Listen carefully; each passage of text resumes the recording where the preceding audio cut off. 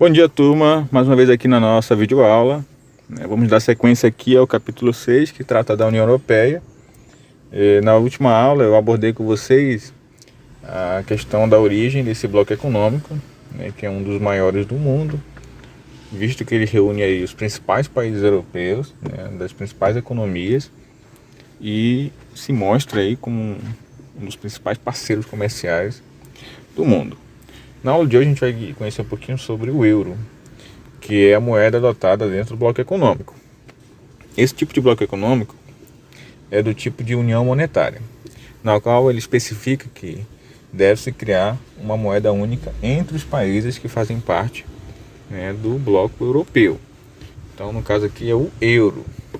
O euro foi criado aí oficialmente nos anos 90. Ele foi lançado em 1999 e em 2002 ele entrou com o uso dos países, visto que os países não têm a obrigação de utilizá-lo, já que é uma estratégia dentro do bloco econômico que incentiva eles a utilizar, mas assim não obriga. Então nem todos os países participantes da União Europeia utilizam o euro como moeda oficial.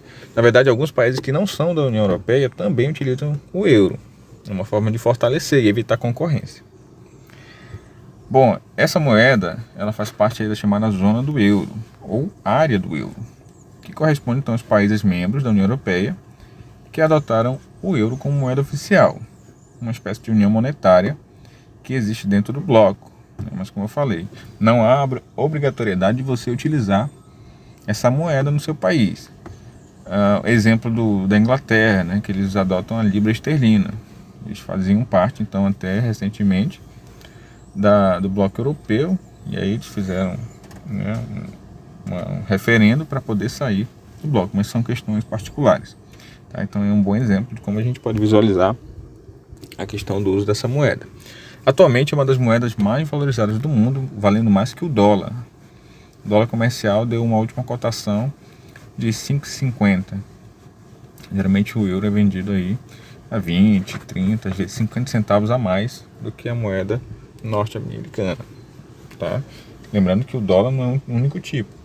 O dólar são vários tipos e o mais valorizado é justamente aquele que é utilizado na comercialização de produtos. No caso, o dos Estados Unidos lidera esse ranking aqui. Bom, as organizações que fazem a gestão dessa moeda dentro de cada país, são regulamentadas pelo chamado Banco Central Europeu, sendo também coordenado nos bancos centrais de cada país. Então, isso é o que a gente chama de Eurosistema. Então, os bancos de cada país fazem a regulamentação da moeda, a sua cotação, o câmbio, que é quando a gente compra euro ou vende euro. Isso é feito por bancos de cada país que estão associados a um Banco Central Europeu. Inclusive, a gente vê aqui a sede do Banco da União Europeia. Apesar das recentes oscilações econômicas concernentes à crise que atingiu o euro nos últimos anos, é válido mencionar que essa moeda não perdeu a sua importância, sendo ainda a segunda maior do mundo em poder. A gente lembra que a moeda norte-americana, o euro, o dólar, ele ainda é utilizado na maior parte dos comércios. Mas em questão de venda, o euro ele lidera, por reunir justamente os países que têm a maior política econômica do mundo. Aqui alguns exemplos de moedas. Aqui é o padrão das moedas de euro que a gente pode encontrar na Europa. Então, um dia quando vocês forem visitar a Europa, assim espero, vocês vão ver essa moeda aí circulando. É muito normal. Geralmente eles adotam uma moeda padrão, mas o verso dela é diferente em cada país. Tipo nossa moeda. Ela é padrão aqui no país, mas assim, lá tem um verso, a frente é uma só, e o verso eles adaptam cada um à sua maneira. Mas o valor é o mesmo, tá bom? Aqui algumas políticas dentro da aplicação do euro, Quais são os objetivos? O que ele previa aí? Baixar os juros,